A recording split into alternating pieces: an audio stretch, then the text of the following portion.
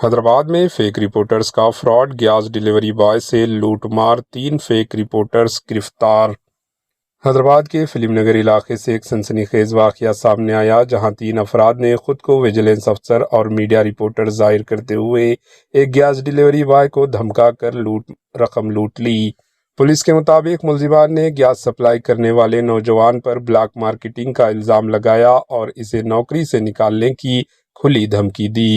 خوفزدہ ہو کر متاثرہ نوجوان نے اپنی ڈیلیوری سے جمع کی گئی رقم ملزمان کے حوالے کر دی۔ فیک رپورٹرز نے تقریباً 2 لاکھ روپے کا مطالبہ کیا تھا، تاہم پولیس نے کارروائی کرتے ہوئے تینوں کو گرفتار کر لیا اور ان کے پاس سے 23,000 روپے برآمد کر لیے۔ یہ معاملہ اس وقت سامنے آیا جب متاثرہ نوجوان نے اپنے مالک کو اطلاع دی، جس کے بعد فلم نگر پولیس نے CCTV فوٹیج کی مدد سے 3 فیک رپورٹرز کی شناخت کر کے انہیں گرفتار کیا۔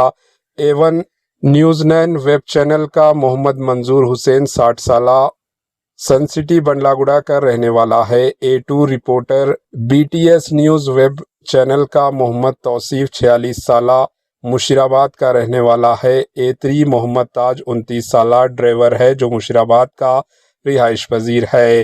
پولیس کے مطابق برآمد شدہ رقم کے علاوہ باقی رقم ایک مفرور ساتھی کے پاس ہے، جس کی تلاش جاری ہے۔ مزید تحقیقات جاری ہے۔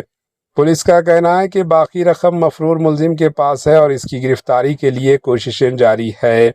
یہ معاملہ اس وقت سامنے آیا جب متاثرہ نوجوان نے اپنے مالک کو اطلاع دی، جس کے بعد فلم نگر پولیس اسٹیشن میں شکایت درج کی گئی۔